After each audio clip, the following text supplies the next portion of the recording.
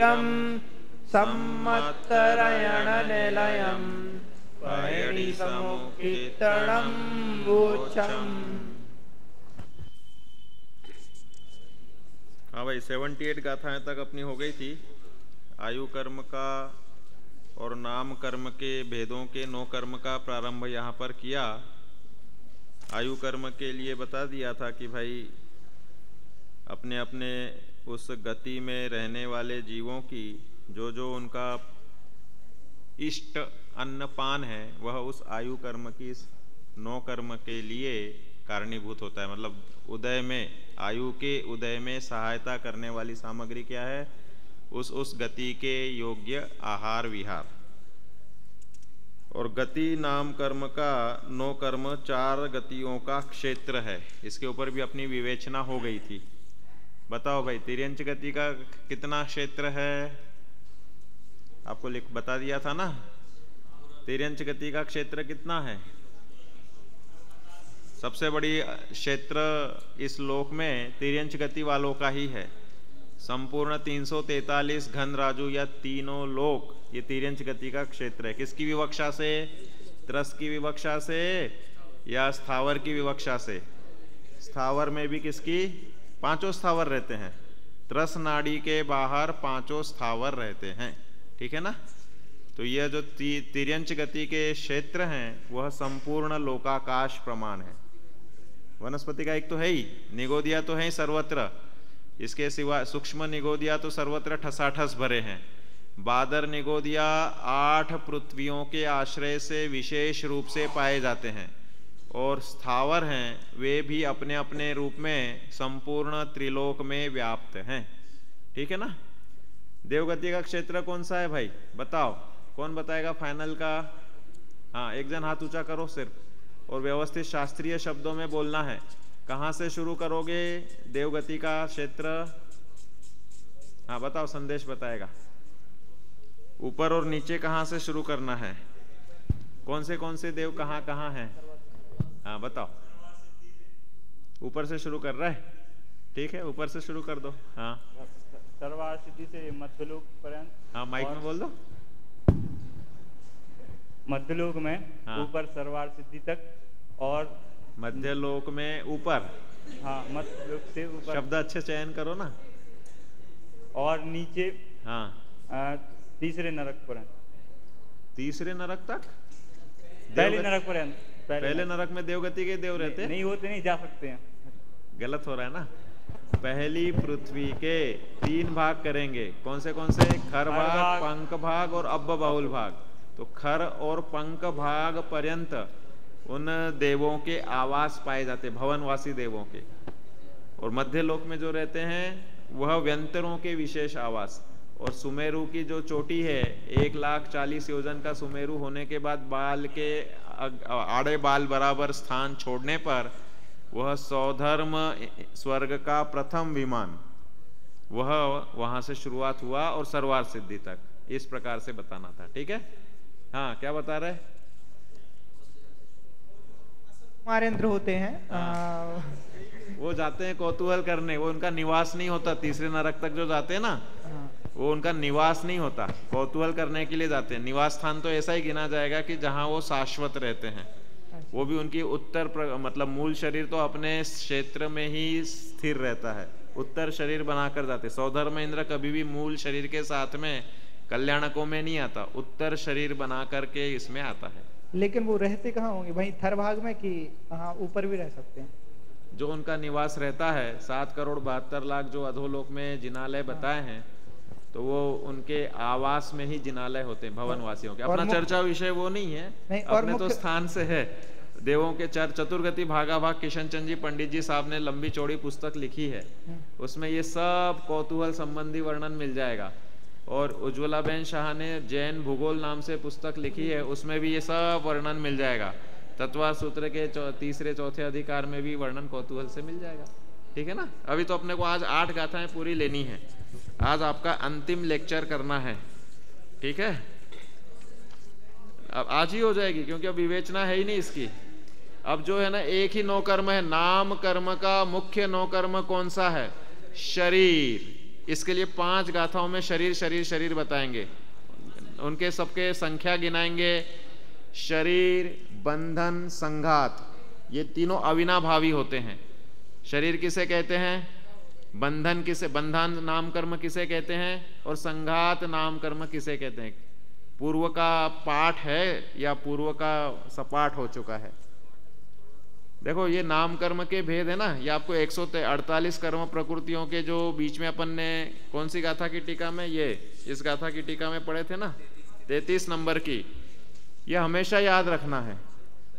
और इसमें जो स्थिर अस्थिर, सुभग दुर्भग, शुभ अशुभ, इन नाम कर्मों के बारे में तो हर कभी आपको पूछा जाएगा, पेपर में भी और व्यवहार से भी, प्रतिपादन करने में भी। तो इसलिए इन नाम कर्मों के स्वरूप को अच्छे से पक्का करना चाहिए। तो यहाँ पर अब जो पहले तो 79 नंबर की गाथा पढ़ लेते हैं, क्योंकि इसका विवेचन अपन कल ले चुके थे। चारों गतियों का क्षेत्र वही उनका 9 कर्म है। उस क्षेत्र में जो जो घटावोड़ी, जो जो चेंजेस होंगे, जो जो एक्टिविटीज होंगी, वो सब 9 कर्म पने को प्राप्त होगी। निर्यादीन गदीणम निर्यादि खेतयम हवे नियमा निर्यादि खेतयम हवे नियमा जायेनो कम्मम जायेनो कम्मम दौविंदीय पोगलम होदी दौविंदीय पोगलम होदी। पढ़ो एक साथ। निर्यादीन गदीनम निर्यादि खेतयम हवे नियमा जायेनो कम्मम दौविंदीय पोगलम होदी। संस्कृत पढ़ो। निर्यादीनां गतिनां निर्यादि क्षेत्रकं भवेत् नियमात् जातेनो कर्मवे इंद्रिय पुद्गलो भवति। हाँ पढ़ो अर्थ भाई, खड़े होके पढ़ो। अर्थ, नरकादि 4 गतियों का 9 कर्म द्रव्य नियम से नरकादि गतियों का अपना अपना क्षेत्र है, और जाति कर्म का 9 कर्म द्रव्येंद्रिय रूप पुद्गल की रचना है। ठीक है, विराजो। देखो 4 गतियों का क्षेत्र वह गति नाम कर्म, आयु के अविनाभाव रूप से जो अवस्था प्रकट होती है वह गति है। अगर आयु नहीं होगी तो गति का कोई रोल नहीं रहेगा। तो वह गति नाम कर्म का जिस जिस आयु के साथ में उदय है, तो उस रूप से उसका क्षेत्र वह 9 कर्म पने को प्राप्त होता है। तो अपन ने जो समझे ना 3 लोक का क्षेत्र, वह उसके लिए तिर्यंच के लिए। अब एक एक तिर्यंच, इंडिविजुअल तिर्यंच को लो भाई। जैसे अपने गली का कुत्ता है, उसका 9 कर्म कितना है? क्या वो जयपुर से बाहर जा सकता है? क्या अपनी गली से बाहर निकलते ही दूसरे कुत्ते उसे भौंकना शुरू करते तो वह प्रायः पूरे जीवन काल में अपनी गली के आसपास ही मंडराता रहता है। मतलब कितना छोटा सा उसका क्षेत्र हो जाता है। तो ऐसे व्यक्तिशः एक एक जीव के अनुसार क्षेत्र में अंतर हो सकता है, लेकिन सामान्य रूप से कथन करने में हम कहेंगे कि तिर्यंच का क्षेत्र कौन सा है, तो कहेंगे संपूर्ण लोकाकाश है। मनुष्यों का क्षेत्र कितना बता दिया था? 2.5 द्वीप या 45 लाख योजन, ठीक है ना। अब उसमें कोई कहे भाई आपका क्षेत्र कितना है? भाई हम कहाँ जाएंगे? भाई भारत के बाहर नहीं जाना है, जिस किसी ने प्रतिज्ञा ले ली हो देशव्रत वगैरह, तो भाई वह उसका क्षेत्र उतना ही रहेगा। उसमें भी जितना जितना गमन अधिक होता है। तो क्षेत्र व्यक्तिशः जीव जीव के प्रत्येक जीव के अनुसार बदलने वाला हो सकता है। तो वही उसका 9 कर्म पने को प्राप्त होगा। क्या हो गया हंसी का फव्वारा? बताओ भाई, हम सब भी हंस लें। अंतिम है, अंतिम में वैराग्य होना चाहिए। फाइनल वालों की ये अंतिम मुलाकात है मेरे साथ में गोमट सार के निमित्त से। तो एक वैराग्य होना चाहिए कि भाई अब हमें यह संयोग अब मिलना ही नहीं है, अक्षय अनंत काल तक नहीं मिलना है। क्योंकि आप जाओ या ना जाओ, मैं तो जाऊंगा ही जाऊंगा मोक्ष में, इसलिए सही है ना भाई। संसार में भ्रमण करते करते इतने बार अपन ने क्लासें ली, अब उसमें ये लास्ट क्लास रहेगी ना आपकी। तो ऐसे कि ऐसे संयोग नहीं बनेगा, मिलना जुलना होता रहेगा, लेकिन सेम इतने ही विद्यार्थी बैठे हों और इतने ही सब अपने जमी हो ऐसी सभा, ऐसा का ऐसा होना बहुत बहुत मुश्किल है। ऐसे ही सब बैठे हों, ऐसे ही भाव हो रहे हों, इसलिए एक वैराग्यमय आनंददायी भावना लेकर के विदाई होनी चाहिए कि भाई अपने क्लास का ये अंतिम दिन जब हम डिक्लेयर कर रहे हैं तो एक वैराग्यमय और खुश होकर के कि भाई अच्छे से हमने पूर्ण गोमठ सार का अध्ययन कर लिया। एक अंदर में इसका गदगदपना, आह्लादपना होना चाहिए। अपने किए का हर्ष बहुत है, ये लक्षण हमेशा कभी भी भंग नहीं होना चाहिए। इसलिए फाइनल वालों से विशेष सहयोग की अपेक्षा है। मेरी शिकायत रही है कि भाई मैं मानता हूं कि भाई जैसे जैसे जिनवाणी में अध्ययन बढ़ता है वैसे वैसे गहराई के साथ साथ गंभीरता आती है। विशेष करके जिनवाणी के प्रति विनय भाव विशेष जागृत होता है। उसमें भी अपना गोमठ सार या करणानी योग प्रधान सिद्धांत ग्रंथ की टीका का ग्रंथ है, इसलिए इसके प्रति तो विशेष पिन ड्रॉप साइलेंस होना चाहिए। मतलब पिन भी गिरे तो उसकी आवाज आ जाए, इतनी खामोशी होनी चाहिए, इतनी गंभीरता होनी चाहिए। और अगर वह नहीं रहती है तो हम समझ लो कि जिनवाणी के प्रति उतने विनयवान नहीं है। गहराई ऐसी होनी चाहिए ना। तो ये थोड़ा सा आप आज अंतिम दिन में गहराई बनाएं तो अच्छा रहेगा, ठीक है ना शुभम। और जाति कर्म का 9 कर्म द्रव्येंद्रिय रूप पुद्गल की रचना है। जाति कर्म का 9 कर्म क्या है भाई? 1 इंद्रिय जाति, 2 इंद्रिय जाति, 3 इंद्रिय जाति, ये जातियों के भेद हैं। जाति नाम कर्म के कारण, जिस नाम कर्म के भेद के कारण जीव को 1 इंद्रिय पना, द्विंद्रिय पना प्राप्त होता है, जिसका जो इंद्रिय है वही उसका 9 कर्म है। उदय रूप सहायता करने में वही उसका 9 कर्म पने प्राप्त हो रहा है। जो इंद्रिय मिली वही, अब उस इंद्रिय के निमित्त से जो करेगा वो सब नवीन बंधान के लिए काम करेगा। तो इसलिए 9 कर्मपना जो उदय रूप सहायता में, वही उसका पुद्गल की रचना जो है वही उसका 9 कर्म है। अब आगे की गाथाओं में नाम कर्म के जो भेद रह गए उनकी बात पूरी कर रहे हैं। इंद्रियमादीणम सग सग दव्येन्द्रियाणिनो कम्मम देहस्यनो कम्मम देहुदय जय देह खंदाणी। पढ़ो एक साथ। इंद्रियमादीणम सग सग दव्येन्द्रियाणिनो कम्मम देहस्यनो कम्मम देहुदय जय देह खंदानी। संस्कृत। एकेन्द्रियादीनां स्वकस्य द्रव्येन्द्रियाणिनो कर्म देहस्य च नो कर्म देहोदय जदेश गंधा। अर्थ पढ़ो भाई। नेक्स्ट। एकेंद्रिय अधिक 5 जातियों के 9 कर्म अपनी अपनी द्रव्येंद्रिया है, और शरीर नाम कर्म का 9 कर्म द्रव्य शरीर नाम कर्म के उदय से उत्पन्न हुए अपने शरीर के स्कंद रूप पुद्गल जानना। देखो सरल सरल बात हो रही है। पहली गाथा में इशारा किया, दूसरी गाथा में और स्पष्ट कर दिया कि एकेंद्रिय अधिक 5 जातियों के 9 कर्म अपनी अपनी द्रव्येंद्रिय हैं। ठीक है। एक इंद्रिय में कौन सा होता है? स्पर्शनेन्द्रिय। पंचेंद्रिय में कौन सा होता है? 1 से लेके 5 पूरे श्रोत्रेंद्रिय तक हो गया। वे सब उसके 9 कर्म है, अर्थात उदय रूप सामग्री है। उसके कारण जीव उस जन्य वेदना को भोगता है। द्रव्य कर्म के उदय में सहायता करने वाली सामग्री जो मिला है वही है उसका, अलग से कोई संयोग नहीं गिना रहे उसके। ठीक है ना।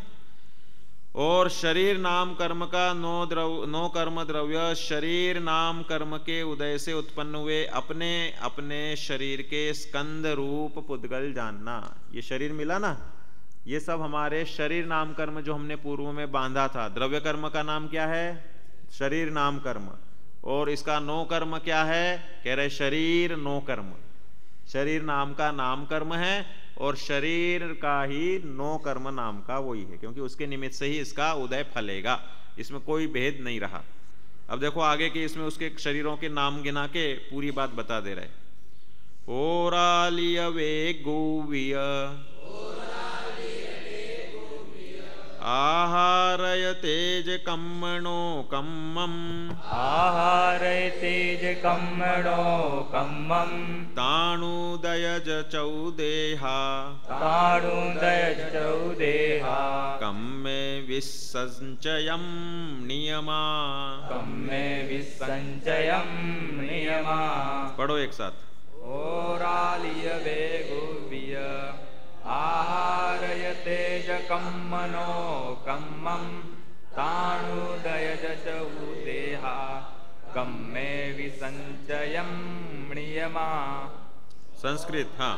औदारिक वेगुर्विक आहारक तेजा कर्मणो कर्म तेषामुदयज चतुर्देय कर्मणि विस्तृतोपचयो नियमा। देखो अब सबके भेदों के नाम के साथ में उनके 9 कर्म गिना दे रहे। औदारिक शरीर का 9 कर्म क्या है? तो कह रहे हैं कि भाई उनके उदय से प्राप्त हुई शरीर वर्गणा। शरीर वर्गणा मतलब पुद्गल स्कंध, जो स्कंध औदारिक स्कंध वे हैं, औदारिक के नाम कर्म। वैक्रियक के वैक्रियक, आहारक के आहारक स्कंध, तेजस के तेजस स्कंध, ये सब पुद्गल है। जो शरीर का नाम उसके अनुसार वे पुद्गल स्कंद उसके 9 कर्म हो गए। अब कह रहे हैं कि क्योंकि उन वर्गणाओं से ही शरीर बनता है, इसके बिना कोई दूसरा है ही नहीं ना शरीर बनने के लिए कारणीभूत। और कार्मान शरीर का 9 कर्म द्रव्य क्या है? कार्मान शरीर का मामला अलग है। तो कह रहे हैं कार्मान शरीर का 9 कर्म द्रव्य है विश्रसोपचय। इसमें तो विश्रसोपचय लिखा है, विवेचिका में विश्रसोपचय लिखा है। तो कह रहे हैं कि क्या है विश्लेषोपचय? जो बंधने योग्य सामग्री सर्वथा इस लोकाकाश में भरी हुई है, उस रूप से वह संपूर्ण कार्माण वर्गणा परिणमित होने योग्य पुद्गल सामग्री वह विश्लेषोपचय है। और जीव इधर राग द्वेष करेगा और वे समग्र पुद्गल परमाणु में से जो योग्य परमाणु हमें कर्म रूप से बंधने हैं। भाई जैसे अपन ने जिनवाणी पढ़ने का शुभ भाव किया, क्या होगा अब इसका? इस शुभ भाव के कारण पुनः जिनवाणी मिलने योग्य कोई बंधान कर्म हमें बंध जाएगा, या इस संबंधी शयोपशम उघाड़ होने योग्य ज्ञानावरण कर्म का हमें बंधान हो जाएगा। क्या फल मिलते हैं जिनवाणी पढ़ने के? क्या क्या फल होते हैं? कषाय की मंदता हुई, उससे क्या होगा? 7 वेदनी, 8 कर्म में घटा लो। 7 कर्म प्रति समय बनते हैं, 8 कर्म बनते ही नहीं है। आयु कर्म तो अपकर्ष कालों में बंधेगा। तो जिनवाणी पढ़ने के काल में 7 कर्मों में क्या क्या बंधेगा? ज्ञानावरण का शयोपशम बन जाएगा, तदनुसार दर्शनावरण का सामान्य प्रतिभास बन जाएगा। और फिर कौन सा है? वेदनीय, 7 वेदनीय का आश्रय होगा। और मोहनीय, अब कह रहे हैं मोहनीय की जाति जुदी है। इसमें हम उस जिनवाणी को पढ़ाने के या एक परीक्षा पास करने की दृष्टि से ही पढ़ रहे हैं, तो कह रहे हैं कि वह लौकिक प्रयोजनार्थ धर्मधारक व्यवहाराभासी हो गया। तो कह रहे हैं कि उसको पुण्य तो बन जाएगा, लेकिन मिथ्यात्व का क्षय करने वाला पुण्य नहीं बंधेगा। और अगर हम इसमें धर्म बुद्धि से पढ़ते हैं कि भाई यह मेरे कल्याण की वस्तु है, इसके निमित्त से मेरे आत्मा में एक स्थिरता बढ़ने की भूमिका आएगी, और आत्मा का स्वरूप कर्मों के निमित्त से कर्म सिद्धांत समझने से निर्मल होगा, ऐसी जो भावना से पढ़ता है तो उसका दर्शन मोहनीय भी शिथिल होगा। ठीक है ना? ये जो प्रायोग्य लब्धि के परिणाम हैं उसके पहले की भूमिका है, अंत कोड़ा कोड़ी तक करने की भूमिका, ये शुभ भाव की भूमिका है। जीव ने अनंतों बार अपने इस प्रायोग्य लब्धि की भूमिका में आकर कर्मों की स्थिति को अंत कोड़ा कोड़ी सागर पर्यंत किया, परंतु करण लब्धि के परिणामों को स्पर्श नहीं किया, तो साक्षात सम्यक दर्शन खड़ा नहीं हुआ। तो इसलिए यह इस जिनवाणी के अध्ययन से वह दर्शन मोहनीय भी शिथिल हुआ। चारित्र मोहनीय में भी क्रोध मान माया लोभ की मर्यादाएं अपनी बहुत मंद कषायतीत अवस्था के लिए कोशिश करते हुए, वह तो अबुद्धिपूर्वक की कषाय भरी पड़ी है। तो कह रहे हैं कि वह मंद कषाय में परिणति हुई, क्रोध मंद हुआ, मान मंद हुआ, मायाचारी लोभ नौ कषाय मंद हुई, मिथ्यात्व भी मंद किया। इस तरह से वह चारित्र मोह का अनुभाग भी शिथिल हुआ। और फिर क्या हुआ आगे? नाम, तो कह रहे प्रशस्त प्रकृतियां बंधेगी। आयु, नाम, गोत्र, गोत्र में उच्च गोत्र का आश्रय होने योग्य भूमिका बंधेगी जिनवानी पढ़ने वाले को। और फिर कौन सा रह गया? नाम, गोत्र और अंतराय, अंतराय में नियम से दान, लाभ, भोग, उपभोग और वीर्य इनका सुस्थिर मतलब अच्छे रूप, दानांतराय का क्षयोपशम बढ़ेगा, वीर्यांतराय का क्षयोपशम बढ़ेगा। इस तरह से साताजन्य अनुकूलताजन्य इनमें परिणमन होगा। जिनवानी पढ़ने के भाव मात्र से इतने सारे कर्मों का 7 कर्मों में ऐसी चेंजेस होंगी। तो इसलिए कह रहे हैं कि ये विस्तृतोपचय रूप से जो सामग्री भरी पड़ी, तो कह रहे किसी को 50 डिग्री के कर्म बन रहे, किसी को 100 पॉइंट के बन रहे, किसी की गहराई हो रही पूरी तो पूरे कर्म बन रहे, अच्छे बन रहे। मतलब एक ही घटना के निमित्त से परिणामों की गहराई के अनुसार किसी को ज्यादा किसी को कम, साता असाता अधिक सातों कर्मों के आश्रय होते हैं। इसलिए अपने परिणामों को संभालने की चेष्टा करने की प्रेरणा योगिंद्र देव ने दी है। तो विस्तृतोपचय है ये कार्मान शरीर का 9 कर्म, ठीक है ना। स्वयं कार्मान शरीर कुछ काम नहीं, द्रव्य कर्म उदय रूप फल रहा है तो वो 9 कर्मों के माध्यम से फल रहा है ना। द्रव्य कर्म तो पुद्गल बंधे थे, धूल बंधी थी, धूल उड़ रही है, अलग हो रही, विलग हो रही है, तो कह रहे उससे क्या हो रहा है, कुछ नहीं हो रहा है। तो कह रहे उससे 9 कर्म में हो रहा है, इसलिए उसका 9 कर्म क्या है, कह रहे विस्तृतोपचय, वह कार्मान शरीर का 9 कर्म बताया है।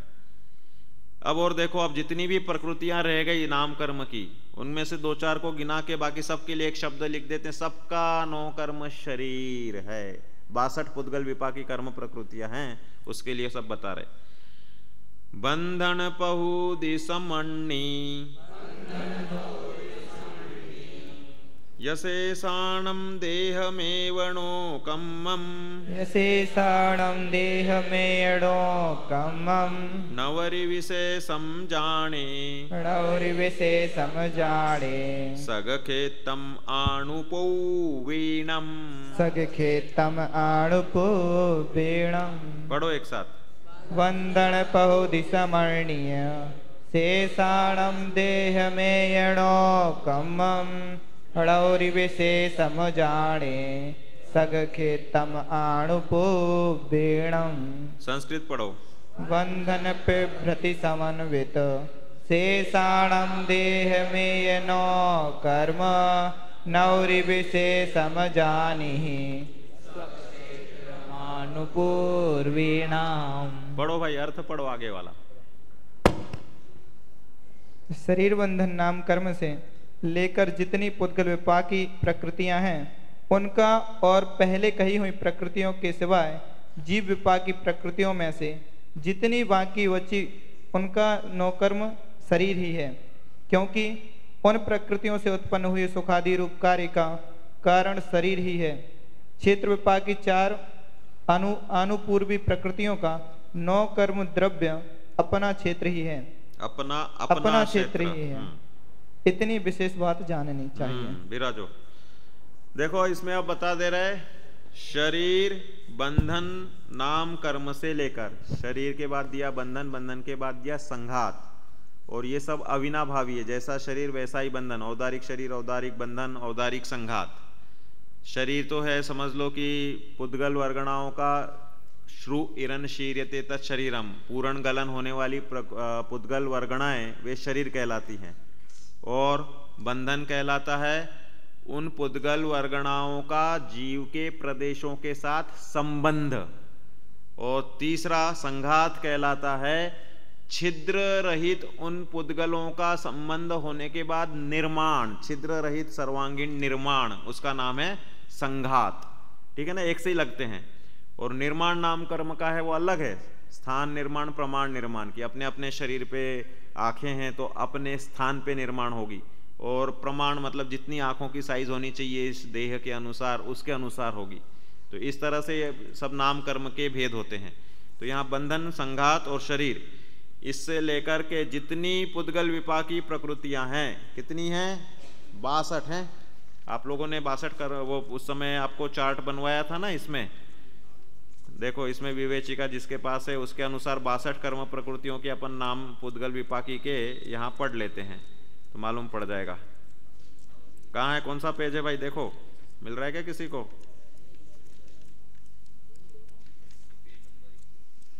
हाँ, बीच में है, बीच में चार्ट है, चार्ट 108 पे चार्ट है क्या? हाँ देखो ये 108 पे चार्ट है। देखो पुद्गल विपाकी 5 शरीर, 5 बंधन, 5 संघात, 6 संस्थान, 6 संवनन, 3 आंगोपांग। आंगोपांग नाम कर्म जिसमें पाया जाए उसे त्रस कहते हैं। एकेंद्रिय में स्थावरों में आंगोपांग नाम कर्म नहीं होता, इसलिए एकेंद्रिय के खाने को मांस भक्षण नहीं कहते, और द्विंद्रियादय त्रसा में आंगोपांग नाम कर्म शुरू हो जाता है, इसलिए उसके भक्षण को मांस कहते हैं। 5 वर्ण, 2 गंध, 5 रस, 8 स्पर्श, और क्या क्या? निर्माण, आतप, उद्योत, स्थिर अस्थिर, शुभ अशुभ, प्रत्येक साधारण, अगुरु लघु और उपघात परघात, ये टोटल 62 प्रकृतियां हैं जो नाम कर्म की। ये सब की सब क्या हैं? पुद्गल विपाकी कर्म प्रकृतियां हैं। इनका उदय विशेष रूप से पुद्गल में ही फलता है। इसलिए तो कह रहे हैं ये सब जितनी भी कर्म प्रकृतियां हैं उनका नो कर्म शरीर ही है। कौन है? सिर्फ शरीर नो कर्म उनका है। एक ही आंसर, 62 का आंसर एक ही, कौन सा? शरीर।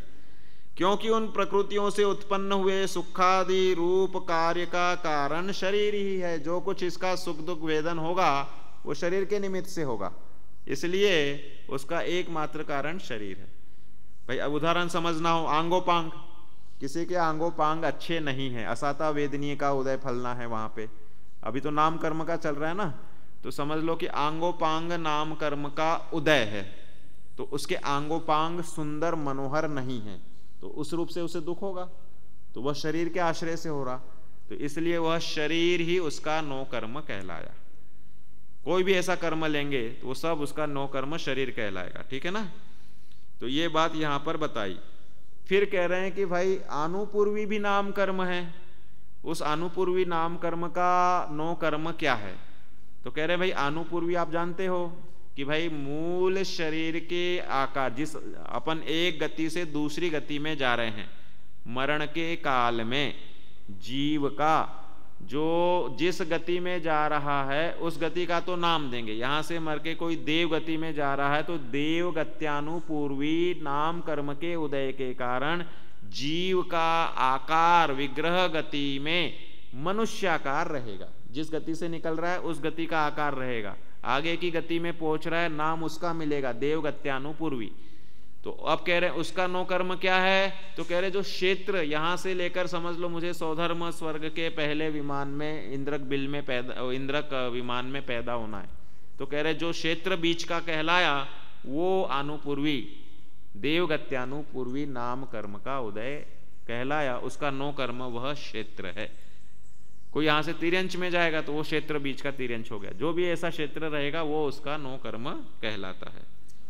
ठीक है?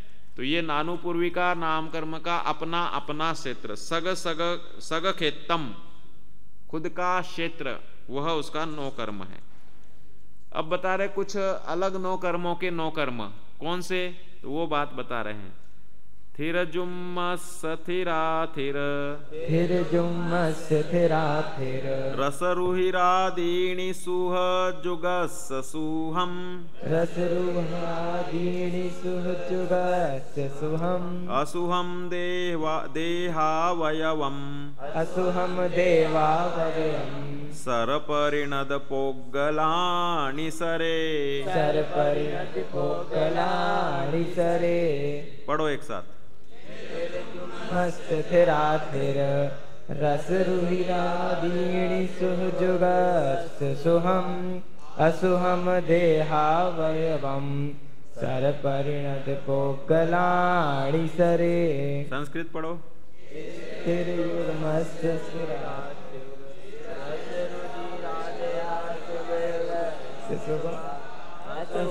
देहावयवः, स्वर परिणत पुद्गलः स्वरे।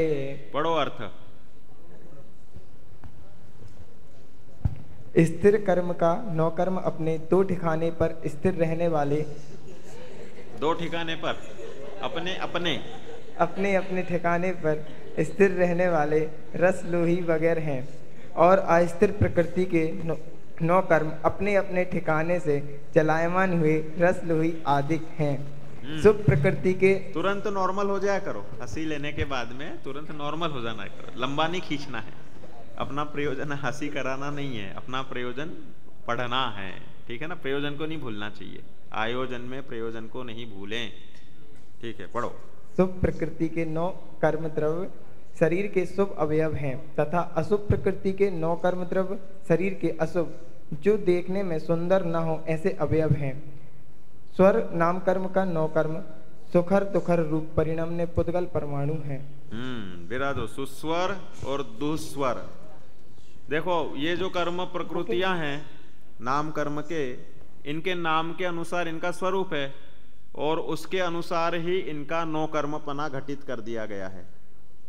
कि भाई जैसे स्थिर नाम कर्म के उदय के कारण अपने जो रस रक्त मांस मेद अस्थि मज्जानी अस्थि मज्जा शुक्रानी सप्त धातवा, ये 7 धातु होती है, ये अपने अपने स्थान पर हैं, इसका नाम है स्थिर नाम कर्म।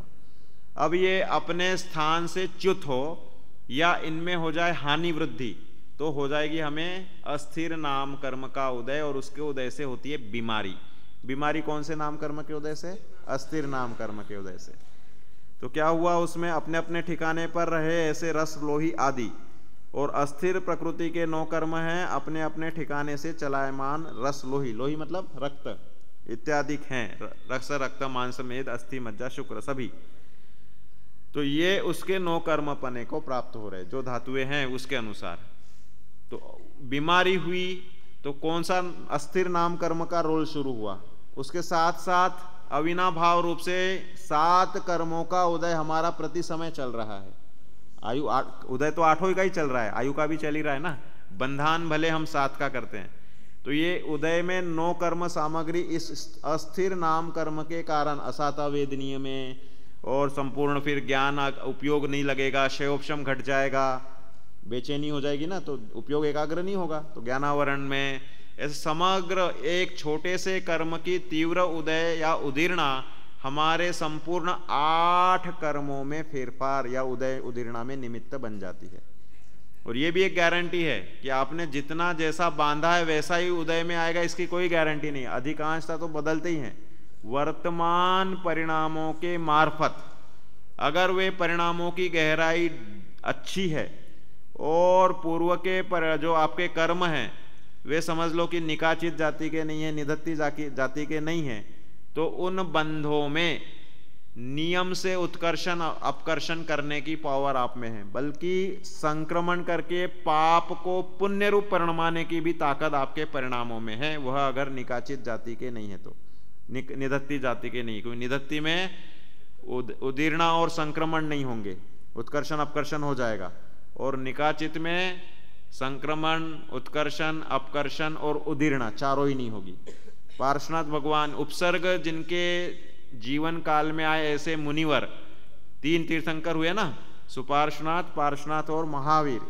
इन तीनों तीर्थंकरों के काल में उनके जो कर्म प्रकृतियां निकाचित जाति की थी, निधत्ती निकाचित, तो निकाचित जाति के होने के कारण वह सेम टू सेम वैसे के वैसा ही भोगना था। उदीर्णा भी नहीं हुई कि भाई पहले के भाव में या उसी भाव में ग्रस्तावस्था में निकल जाए, ऐसा नहीं हुआ। संक्रमण नहीं हुआ, नहीं तो उनके 90% 90 क्या सभी कर्म जैसे ही भावलिंगी संतत्व पने को प्राप्त होते हैं, सभी जितनी भी सत्ता में रही हुई पाप कर्म प्रकृतियां वो अपने आप पुण्य रूप परिणमित हो जाएगी, क्योंकि वह परिणामों की गहराई विशेष है।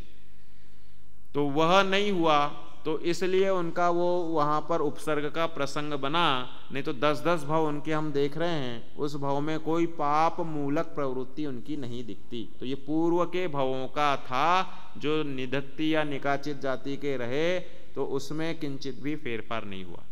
हम तुम के लिए ये बात जरूरी है कि हम में अपने परिणामों के बल से उत्कर्षण अपकर्षण और संक्रमण करने की ताकत होती है, और इस परिणाम को एकमात्र पंच परमेष्ठी आश्रित किया जा सकता है, कोई दूसरा चांस इसमें नहीं होता। कोई कहे भाई कौन से ऐसी विधि है कि जिसके कारण हम कर दें, ये सब टोटके वगैरह देते ना लोग, इसको गुड़ खिला दो, उसको दाना डाल दो, ये सब शुभ भाव दया परिणाम, ये तो बहुत स्थूल दया परिणाम होते हैं। और साक्षात पंच परमेष्ठी के मार्फत जो होने वाला परिणाम वह अत्यंत गहराई वाला है, और पात्र दान वाला परिणाम संपूर्ण इस लौकिक अनुकूलता के लिए एक बार जीवन में जिसने पात्रदान दिया, उसके निमित्त से उसे भोग भूमि की आयु बंधी और 3 पल्य 2 पल्य 1 पल्य प्रमाण स्थिति तक वहां रहा, पूर्ण भोग रहे, और उसके उस मंदकषाय भूमिका में आगे का भाव भी सुनिश्चित देवगति का ही होता है, भले वो भवनत्रिक आदि को मिथ्यात्व में हो। तो कहने का तात्पर्य यह है कि इतनी गहराई परिणामों में हो तो पात्र दान मात्र के निमित्त से संपूर्ण इतने सारे अनुकूलता के समागम मिल जाते हैं। तो इसलिए पात्र दान की महिमा हमेशा विशेष होती है। और करुणा दान आदि है, ये भी ठीक है, भूमिका अनुसार भाव आए बिना रहता नहीं है, तो उस अनुसार वह भाव, उसका भी भाव आना चाहिए। अब बता रहे शुभ प्रकृति के, भाई शुभ कर्म, शुभ प्रकृति के 9 कर्म क्या दिए? शरीर के शुभ अवयव, शुभ कर्म का दिया ना स्वरूप की, जिसके कारण अवयव आदि अपनी मर्यादा लेकर शुभ अच्छे हो। और अशुभ प्रकृति के 9 कर्म द्रव्य शरीर के अशुभ, जो देखने में सुंदर नहीं हो, ऐसे अवयव है। ऐसे सुस्वर और दुस्वर, सुंदर आवाज का होना, और उसमें भी सुस्वर की क्या दिया है? दूसरों को प्रिय लगे, सुभग। कह रहे हैं कि शरीर सुंदर हो या ना हो, लेकिन दूसरे को अच्छा लगे, ऐसा शरीर, ऐसे कर्म का उदय हो। तो कोई काला कलूटा भी हो तो भी वह दूसरे को प्रिय लगता है। ऐसे बहुत सारे होते हैं ना कि भाई जिनका दिखने में ऐसे सुंदर नहीं होते, लेकिन वो लोगों में प्रिय हो जाते हैं, वह शरीर प्रिय लगने लगता है। सभी बालकों का बचपन में अपना शरीर वह इतना पुण्य लेके, सुभग नाम कर्म लेकर आता है कि माता पिता को वह बालक महान प्रिय लगता है, चाहे काले से काला हो, चाहे कैसा भी बदसूरत क्यों ना हो। तो वह उसका सुभग नाम कर्म का उदय है, तो माता पिता उसको बहुत प्रेम करते हैं। मतलब अपन सोचते कि यार ये तो बहुत बदसूरत है, काला सा है, ऐसा है, लेकिन माँ से पूछो तो कह रहे मुझे तो ये मेरा बेटा दुनिया का सबसे अच्छा बेटा लगता है। अकबर बीरबल के इसमें है ना वो, कि भाई अकबर बीरबल गए, देखा उनने, झोपड़पट्टी में गए, तो एक बार क्या हुआ, अकबर का बेटा ये गिर जाता है नदी में, तो वो अकबर फटाफट जंप मार करके उसको लेके आ जाता है। तो बीरबल को बोलता है मैं अपने बेटे को इतना प्यार करता हूँ। बोले सभी माताएं, सभी पिता अपने बेटे को ऐसा ही प्यार करते हैं। बोले चलो मैं दिखाता हूँ। तो गए वो दरिद्र बस्ती में, तो वहाँ धूल में खेलता हुआ और बेकार एकदम बदसूरत सा एक बच्चा खेल रहा था। तो ये तो वेश बदल के गए, तो बोला उसने अकबर ने कि अरे देखो कितना बदसूरत बच्चा है। उसकी माँ ने सुना, बोले ए मेरे बेटे को बदसूरत नहीं बोलना बोले दुनिया का सबसे सुंदर बेटा मेरा राजा बेटा है मेरे बेटे को बदसूरत नहीं, ऐसे ठीक है ना। तो अकबर को भी ऐसा बोला है। ये तो एक उदाहरण है। तो 9 कर्म ऐसे रहते हैं कि सुभग नाम कर्म के उदय के कारण दूसरों को प्रिय लगे, ऐसा शरीर सहज रूप से मिल जाता है। ठीक है। अब आगे की गाथा में गोत्र और अंतराय, और बस ये होने के बाद में वीर्यांतराय का होने के बाद आपका 86 नंबर में 9 आगम भाव कर्म शरीर, उसका बता देंगे और विषय पूरा हो जाएगा। उच्च नहीं तो कल क्यों, अपने पास 15-20 मिनट में होने लायक भूमिका है, 3 ही तो है, क्यों समय अपन खोएं। आपकी कल की दूसरी क्लास हो जाएगी ना मोक्ष मार्ग प्रकाशक वगैरह की। सुनो उच्च सुच्चम देहम, उच्च सुच्चम देहम, नीचम नीचस्स होदिनो कम्मम, नीचम नीचस्स होदिनो कम्मम, दानादि चौक्काणम, दानादि चौक्काणम, विग्गण गपुरिस पहु दीहु, विग्गण गपुरिस पहु दीहु। हाँ पढ़ो अब एक साथ पढ़ो। उच्च सुच्चम देहम, नीचम नीचस्स ओदिनो कम्मम, दानादि चौक्काणम, विग्गण गपुरिस पहु दीहु। संस्कृत पढ़ो। उच्च सोच्चम देहम, नीचम नीचस्य भवति नो कर्म, दानादि चतुर्णाम, विघ्न कनक पुरुष प्रवृत्तयो ही। हाँ अर्थ पढ़ो भाई।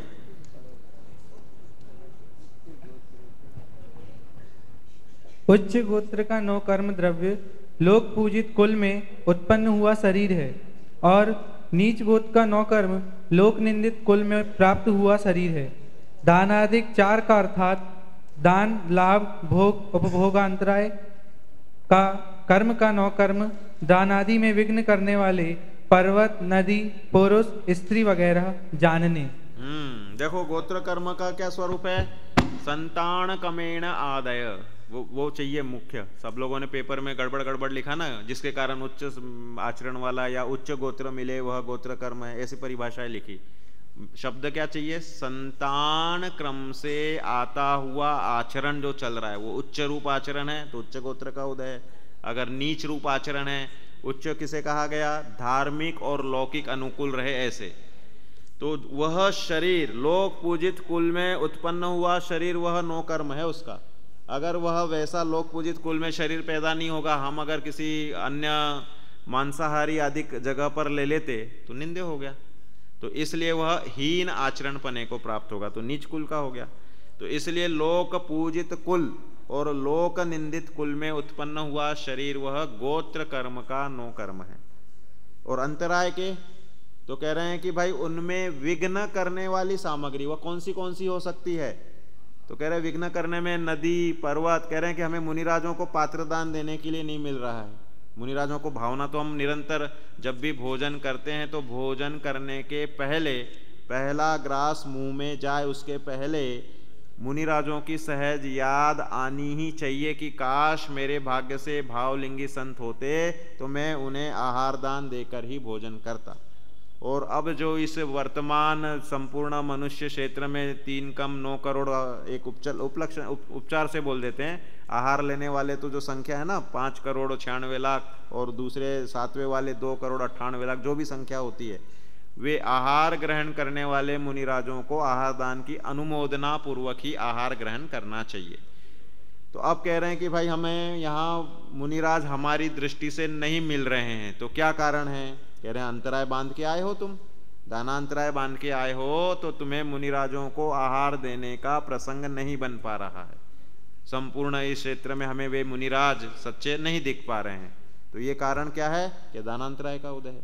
भोगांतराय कि हम चाहते हैं कि ये हो जाए वो हो जाए, ये मिल जाए वो मिल जाए, लेकिन अंतराय है तो चाहने पर भी वह क्रिया नहीं होगी, तो उसमें डिस्टर्बेंस पैदा करने वाले हो जाएंगे। कोई पुरुष रोक देगा, कोई क्षेत्र रोक देगा कि भाई यहाँ पे ये चीज़ अलाउ नहीं है। आप सोचो कि भाई हम सब लोग स्मार्टफोन रखें, तो कह रहे नहीं, अंतराय आ जाएगा फटाफट। किसका? जो भी आपके उसका नियमावली वाले हैं, तो बस वो समझ लो कि आपका उस स्मार्टफोनांतराय कर्म के वह 9 कर्म है। इस तरह से बन गए। तो दान, लाभ, भोग, उपभोग और वीर्य, सभी में जो उसमें अंतराय करेंगे। वीर्य का अंतराय के लिए और विशेष गिना रहे आगे की गाथा में। कह रहे हैं कि भाई शरीर कैसे चलता है आपका? आहार ढकेले पहाड़, तो उस आहार के बारे में बात बता रहे हैं। वीर्यस्य यनोकम्मं वीर्यस्य यणोकम्मं रुक्षाहारादिबलहरं दवं रुक्षाहारादिबलहरं दवम् इति उत्तरपयडीणम् नोकम्मं दव्वकम्मं तु लोकम्मं दव्यकम्मं तु। पढ़ो एक साथ। वीर्यस्य यणोकम्मं रुक्षाहारादिबलहरं दवम् इति उत्तरपैडीणं लोकम्मं दव्यकम्मं तु। संस्कृत। वीर्यस्य च नो कर्म रुक्षाहारादिबलहरं द्रव्यम् इति उत्तरप्रकृतीनां नो कर्म द्रव्य कर्म तु। हाँ, अर्थ पढ़ो भाई, मैं ही पढ़ लेता हूँ। वीर्यांतराय कर्म के 9 कर्म रूखा आहार। देखो, रूखा आहार वगैरह बल के नाश करने वाले पदार्थ हैं। निमित्त नैमित्तिक संबंध घने हैं। हमारे वीर्यांतराय का शयोपशम किस पे आधारित है? खान पान पर आधारित है। कह रहे हैं कि रूखा आहार खाओगे जिसमें चिकनाई नहीं है, पौष्टिकता नहीं है, तो शरीर तो चलेगा, लेकिन शारीरिक बल जो वीर्यांतराय के शयोपशम से पाया जा रहा है वह हीन होगा। तो 9 कर्म क्या कहलाया? रूखा आहार वगैरह पदार्थ है। शरीर से ज़्यादा काम कर लोगे, शरीर में ताकत है आपकी 20-30 किलो या 50 किलो उठाने की, और आप उठा रहे हो 70-70, 80-80 किलो, तो क्या होगा? कह रहे हैं कि वह अति भारारोपण करके आप अपने शरीर की मसल्स को वीक करोगे। अपने शरीर में जो मसल्स हैं इनकी एक पर्टिकुलर कैपेसिटी है, इस कैपेसिटी में ये मूवमेंट करते रहेंगे तो चलते रहेंगे, और हेवी आ जाएगा तो क्रैश होने लग जाएगा, इसमें टूटने लग जाएंगे, दर्द होने लग जाएगा, अकड़न जकड़न पैदा होने लग जाएगी। तो वह क्रिया, व्यायाम आदि क्रिया से तो समझ लो वीर्यांतराय का क्षयोपशम बढ़ेगा, और अधिक मेहनत, अति उससे मेहनत से वह वीर्यांतराय का क्षयोपशम घटेगा। तो इस तरह से जितनी भी शारीरिक क्रिया अधिक हैं, आहार भोजन पान अधिक है, जो बलवर्धक और बल को ह्रास करने वाला है, वह सब इसका नो कर्म पने को प्राप्त होता है। इस प्रकार यदि उत्तर पैडिनम नो कम्मम दव्व कम्मम तू, इस प्रकार उत्तर प्रकृतियों के नो कर्मों का विवेचन पूरा हो गया। लिखो अभी के प्रश्न, क्योंकि आज अपना लास्ट है ना, 86 गाथा नो आगम भाव कर्म की, एक लाइन में अर्थ है इसका, तो अभी इसका अर्थ लिख लो, ये प्रश्न लिखो। कल तो हो गया था 4 क्षेत्र वाला, 4 गति नाम कर्म का नो कर्म लिखें, ये हो गया था। अब लिखो जाति नाम, ऐसा करो टिप्पणी, या ऐसे लिखो निम्नलिखित कर्मों के नो कर्म ग्रंथानुसार लिखें।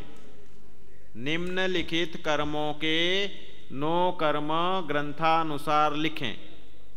1 जाति नाम कर्म, 2 औदारिक शरीर, 3 वैक्रियक शरीर, 4 आहारक शरीर, 5 तेजस शरीर, 6 कार्मान शरीर। कार्मान शरीर का नो कर्म क्या है? विसृसोपचय, ठीक है ना। फिर उसके आगे का नंबर डाल के लिखो 62 पुद्गल विपाकी कर्म प्रकृतियां, इनका नो कर्म क्या है? और 4 अनुपूर्वी, इनका भी लिख लो। फिर लिखो स्थिर नाम कर्म, फिर लिखो शुभ प्रकृति नाम कर्म। पुद्गल विपाकी हो गए। पुद्गल विपाकी के बाद में अनुपूर्वी, अनुपूर्वी के बाद स्थिर, स्थिर के बाद अस्थिर, फिर शुभ, अशुभ, स्वर, स्वर नहीं सुस्वर और दुस्वर, ठीक है, या स्वर नाम कर्म का भेद करके हो गया ना, 2 भेद है ना, सुस्वर दुस्वर लिखो आप तो। फिर गोत्र, गोत्र कर्म का नो कर्म, और फिर बाद में अंतराय के नो कर्म, ठीक है। तो उसमें 4 के तो हो ही गए, और 5वां वीर्यांतराय का नो कर्म स्पेशल, जो आपका आहार पान आदि का है, ठीक है। देखो अब आपको अगली सूचना देने की जरूरत नहीं है, आज का लास्ट हो गया। तो आज का कौन सा डे है? बुधवार की गुरुवार? गुरुवार है, तो अगले गुरुवार तक जो 5 नंबर चाहता है वो मेरे पास कॉपी बराबर रेडी करके दे देवे। अलग से सोनू जी या कोई सूचना नहीं देगा, ये लास्ट सूचना है कि अगले गुरुवार तक जो कॉपी कंप्लीट करके, मैं जनरली शाम को यहाँ रहता ही हूँ, तो उस समय पे दिखा देवे या मेरे पास भेज देवे, उसी समय दे सकता हूँ मैं नंबर या एंट्री उसकी, या मैं अपने सुविधानुसार 1 आध दिन अच्छे से अवलोकन करके दूंगा। तो उस रूप से 7 दिन के अंदर जिनकी कॉपी आ जाएगी उनको बाकी के 5 नंबर मिल जाएंगे। इस बार पेपर 101% 90 नंबर का ही है, 10 नंबर आपके कॉपी के सुरक्षित है। 14 गाथाएं आप कंठस्थ कर लो, आपको लगभग 90 नंबर में से 60 नंबर का मैटर 14 गाथाओं के माध्यम से आ जाएगा। इसलिए जरूरी है कि 14 गाथाएं शब्द टू शब्द कंट्रोल करके पक्का याद कर लो, ठीक है ना। पेपर कब होगा वो एडमिनिस्ट्रेशन ठहराएगा। अभी लास्ट गाथा चलनी है अपनी 86 नंबर। अब नो आगम भाव कर्म को कहते हैं। नो आगम भाव कर्म सुनो भाई, अच्छे से सुनो। नो आगम भावो पुनः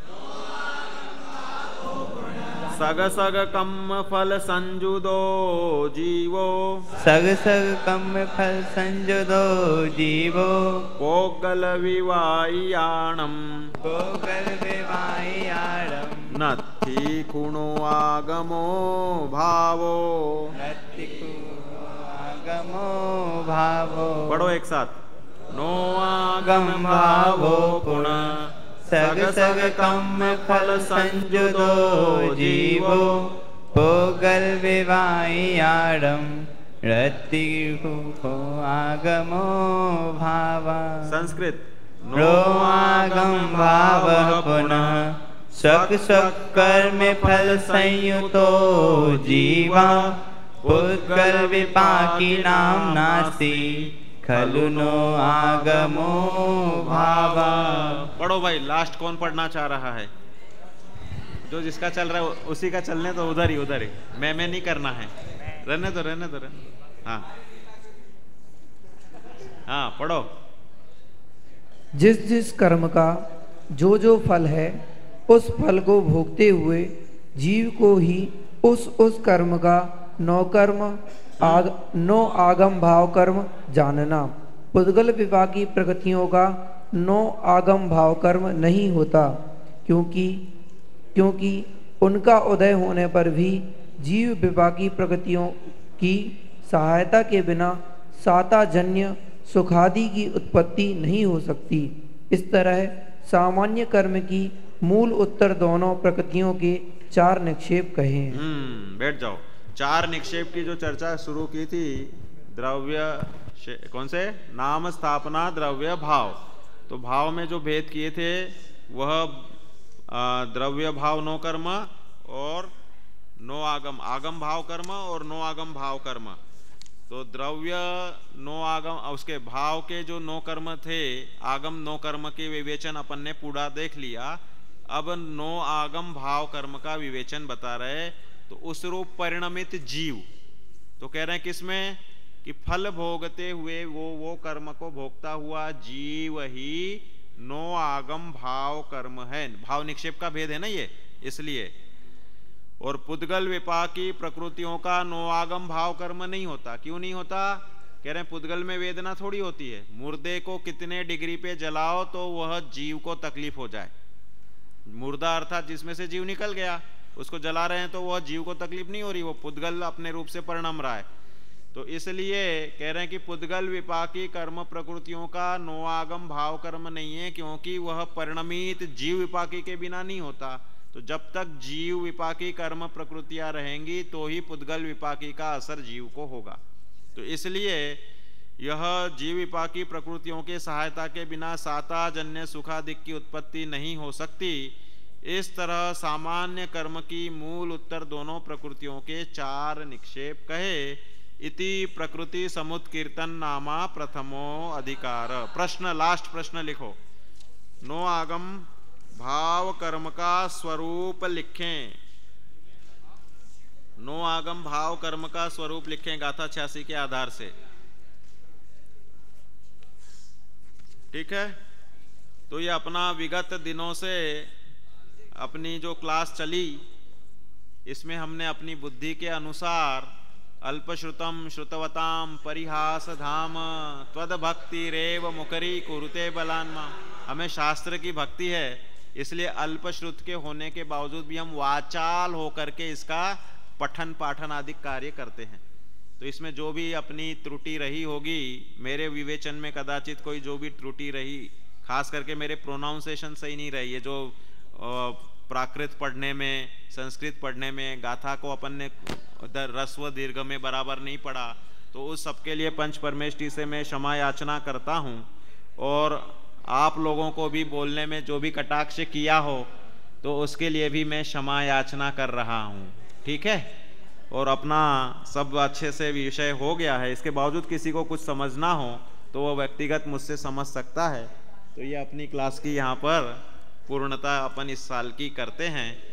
तो बोलो महावीर भगवान की जय। बोले मल्लीनाथ भगवान की।